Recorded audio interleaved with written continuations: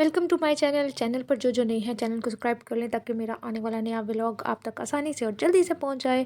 तो सबसे पहले 2025 आप सबको बहुत बहुत मुबारक हो। अस्सलाम वालेकुम व्यूअर्स, उम्मीद करती हूँ कि आप सब ठीक ठाक होंगे। अल्लाह पाक की हज़ारों नेमतें और बरकतें आप तमाम देखने वालों पर अल्लाह ताला नाज़िल फरमाए, आमीन। आज सुबह सुबह का टाइम है 9 बजे का। तकरीबन 9 बजकर 18 मिनट हो चुके हैं और ये देखिए हम आ चुके हैं सियालकोट की कुरुब मंडी में। यहाँ पर किलो के हिसाब से जो है वो सेवियाँ वाले और दाल सेवियाँ वाले जो हैं वो इनसे पैकेट वगैरह लेकर जाते हैं। यहाँ पर 300 से 450 के दरमियान में पैकेट थे और उसके बाद ये मूँगफली, छुआरे इनके पास थे और बिछ-छित का सारा जो था वो सामान था। मूँगफली थी, बड़ी किस्मों की मूँगफली इनके पास थी और बादाम थे, देसी बादाम था ये। और उसके बाद ये तमाम स्नैकर्स वगैरह सलांटी-शलांटी बच्चों की जो होती है ना, वो तमाम इनके पास मौजूद थी। उसके बाद इनके पास मैक्रोनी-शकरोनी थी और आगे चलते हैं और आगे भी आपको दिखाते हैं। ये यहाँ पर सारे डायपर जो थे बच्चों के वो लगे हुए थे सारे डायपर्स वग़ैरह। जो हज़रात जो हैं जिनके बच्चे छोटे हैं उन वो तो बाखूबी वाकिफ़ होंगे कि खाने के लिए हो ना हो लेकिन डायपर ज़रूर घर में मौजूद होने चाहिए। और उसके बाद ये देखिए यहाँ पर फुटबॉल्स वग़ैरह थी, ये माचिस वग़ैरह की थी इनका था आप स्टॉक वग़ैरह डिपो-शिपो इनका वो था, ये आटे का था डिपो-शिपो इनका। और आगे चलते हैं, आगे भी इनके पास हमने कुछ चीज़ें लेनी थी। ये देखिए सूखी कुर्बानी थी। ये फ्राई मछली के साथ जो है ना चटनी बड़ी मज़े की लगती है सूखी कुर्बानी की। मसर थे, बादाम थे और उनके पास मैक्रोनी वग़ैरह थी। और यहाँ से सामान बाय करने के बाद हम आ चुके हैं इस दुकान पर। यहाँ पर मुरब्बे वग़ैरह जो हैं वो सेल आउट होते हैं। यहाँ पर जो इनका ख़ासकर जो मुरब्बा सेल होता है ना और जो काफ़ी ज़्यादा मशहूर है इनका मुरब्बा, गाजर का तो है ही है, आंवले का भी है, लेकिन बाँस का मुरब्बा इनका बहुत ज़्यादा सेल आउट होता है। और उसके बाद ये तेल-शेल थे पड़े हुए और इत्र-शित्र थे। और यहाँ पर जो है ना तेल यहाँ का बहुत ही ज़बरदस्त है बालों का, जो मिलता है यहाँ पर मीन्स के कौन-सा तेल था मेरे अब ज़हन से निकल गया।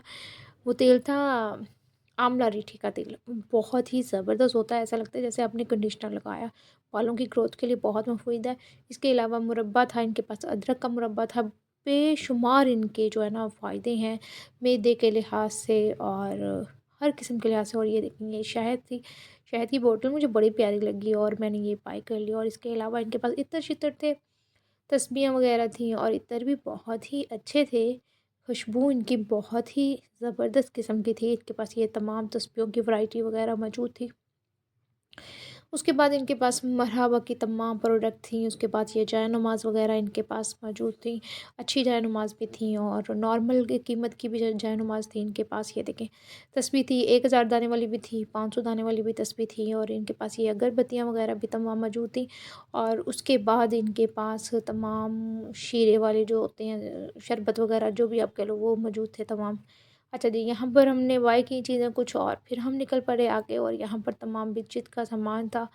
और गोल लाल मिर्चें तकरीबन हर घर में इस्तेमाल होती हैं और ये आपको हर जगह से मिलती भी नहीं हैं। और मेरा यहाँ पर आने का मकसद यही था, मुझे गोल लाल मिर्चें जो थी ना वो कहीं से नहीं मिलनी थी। ये शामियों की मैं कहती हूँ जान होती हैं बिल्कुल। और मैंने वो परचेज़ की और उसके बाद ये देखिए मैक्रोनी शिक्रोनी थी, मैक्रोनी में भी बहुत सी किस्में थी। और आज धूप जो थी ना वो बड़ी कमाल की निकली हुई थी, वरना नॉर्मली जनवरी और दिसंबर के महीने में धूप जो होती है ना वो बिल्कुल ही गायब हो जाती है, धूप निकलती नहीं है। और इस हिसाब से उसके बाद इनके पास जो थे वो थे चावल भी थे, सारी दालें मौजूद थी। चावल तकरीबन इनके पास 250 से स्टार्ट हो रहा था और 450 के दरमियान मौजूद था इनके पास चावल सारा। उसके बाद ये तमाम बिग चीज़ की भी वैरायटी थी और भी काफ़ी इनके पास वैरायटी थी। मीन्स के यहाँ पर अच्छा खासा दुकान में ये देख रहे हैं आप, इनके पास रश भी अच्छा होता है और इनके पास वैरायटी भी अच्छी होती है, एक नंबर चीज़ होती है इनके पास। चावल जो थे वो इनके बहुत ही अच्छे थे, मैं पहले भी लेकर जा चुकी हूँ। चावल इनके बड़े कमाल के होते हैं, फूला-फूला और ज़बरदस्त दाना होता है इनके पास, टूटता नहीं है। पकाने के बाद भी वो चावल जो है वो टूटता नहीं है। और इसके बाद हम चल पड़े आगे। आगे जाकर गुड़ मंडी से आगे जो है वो थोड़ा-सा इमाम साहब का रोड आ जाता है और वहाँ से हमने लेना था आटा। आटा कौन-सा लेना था? आटा मैंने लेना था चने का आटा, जिसको बेसन जो कहते हैं, और जौ का आटा लेना था। उसके बाद बाजरे का आटा लेना था। और ये तमाम जो आटे थे ना, ये तमाम जो हैं वो डायबिटीज़ के मरीज़ों के लिए मैं कहती हूँ गुड है। कमाल के आटे हैं। ये तमाम मिलाकर जो है ना आटे की एक रोटी तैयार की जाए और वो दी जाए ना, कमाल का आटा होता है। और उसके बाद ये है गुड़ वाली जो है ना, गुड़ कह लो आप, देसी गुड़ था, शक्कर थी।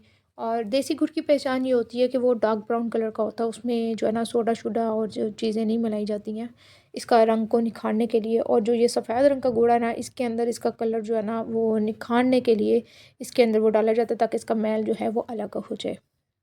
ठीक हो गया जी। और इसके बाद ये तमाम दालें-शालें देखें कितनी नफ़ासत से रखी हुई हैं इन्होंने। इनका बहुत छोटा-सा डिपो मुख्तसर सा था, लेकिन कमाल का था।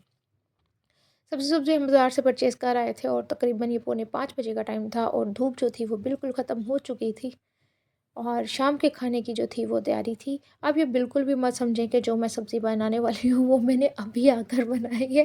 वो मैंने 2 दिन पहले ही बनाकर फ्रिज में जो थी वो रख ली थी। आज मैं बनाने लगी हूँ जो सब्ज़ी, मिक्स सब्ज़ी है। तो चलें शुरू करते हैं उसकी रेसिपी। ये था आज का हमारा शाम का मंज़र।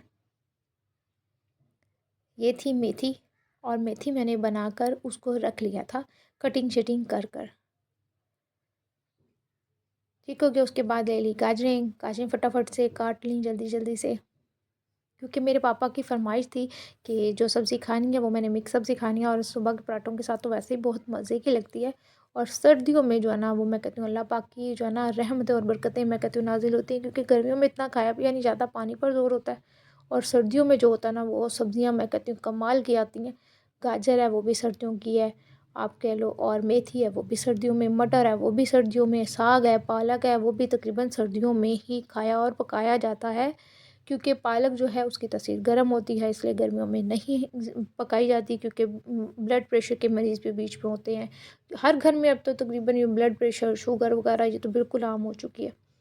अच्छा जी, यहाँ पर मैंने ना 1 गिलास पानी के साथ इसको प्याज, टमाटर और लहसुन, अदरक को जो था वो डाल दिया था। उसके बाद घी भी इसके अंदर मैंने ऐड कर दिया। छोटे-छोटे के मैंने इसको, जब पानी खुशक हो गया, इसको चंगी तरीके से टैपिंग-शैपिंग कर लेंगे। अच्छे तरीके से जो है ना इसको मिक्स कर लेंगे, ताकि ये जो है ना बिल्कुल यकजान हो जाए। अच्छा जी, यहाँ पर मेरे पास पड़ी हुई थी ज़िंदा हल्दी, भी इसको कहा जाता है, कच्ची हल्दी भी कहा जाता है, ये पड़ी हुई थी। और इसको मैंने हल्का-सा तवा गरम करके उसके बाद इसको रख दिया। इतना भी नहीं कि ये जल जाए, क्योंकि धूप जो है वो बिल्कुल भी नहीं आनी, आगे निकलनी ही नहीं है धूप। इसकी वजह से जो है ये जिनके घरों में धूप नहीं आती ना, वो हल्का-सा तवा को गरम करके ना 3 से 4 बार, क्योंकि आप कुकिंग कर रहे हो, आप चूल्हे के पास खड़े हो, 3 से 4 बार गरम करके उसके बाद ये इस तरह फैला दें, तो मैं कहती हूँ ये तकरीबन 2-3 दिन में ही हल्दी तैयार हो जाती है। फिर इसको ग्राइंड कर लें और अपनी बॉटल्स वगैरह में डालकर सेव कर लें। अच्छा जी, यहाँ पर मैंने ये देखें गाजरें जो हैं वो काट लीं, वहाँ पर मैंने मसाले वगैरह सारा बीच में डाल दिया था। अच्छा, बीच में मैंने गाजर और मेथी, इन दोनों चीज़ों को डाल दिया, क्योंकि ये गलते वक़्त टाइम लेती हैं, भूनते वक़्त भी टाइम लेती हैं। इन दोनों चीज़ों को जो है वो मैंने डाल दिया था। और कुकिंग करने के दौरान ना मैं फिर ज़रा साँस लेने के लिए थोड़ा-सा टेरेस पे आ जाती हूँ। और जब तक मैं आसमान और चंद-परिंद नहीं देखती ना, तो मेरी थकावट दूर नहीं होती। बस एक कह लो कि एक कशिश और एक मोहब्बत होती है आपको उन चंद-परिंद से जो आपके इर्द-गिर्द रहते हैं।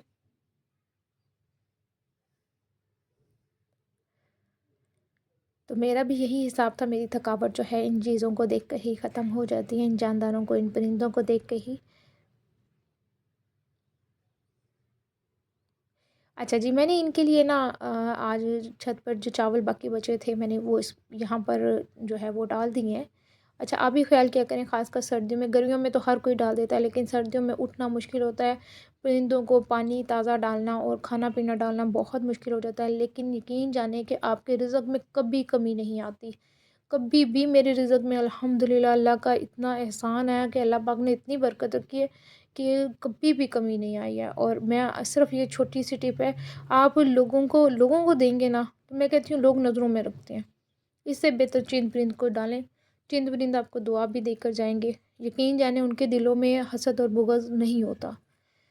तो ये मेरी आज की छोटी-सी आपकी नसीहत कह लो, रिक्वेस्ट कह लो या इल्तिजा कह लो कि प्लीज़ परिंदों के लिए ना अपने घरों की छतों के ऊपर या टेरेस पर इंतज़ाम ज़रूर रखा करें।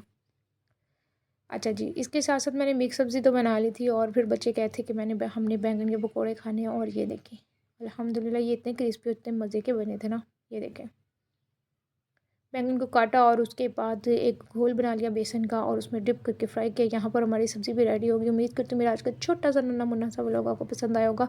मेरी वीडियो को लाइक करें, चैनल को सब्सक्राइब करें और मुझे दुआ में ज़रूर याद रखिएगा। अल्लाह हाफिज़।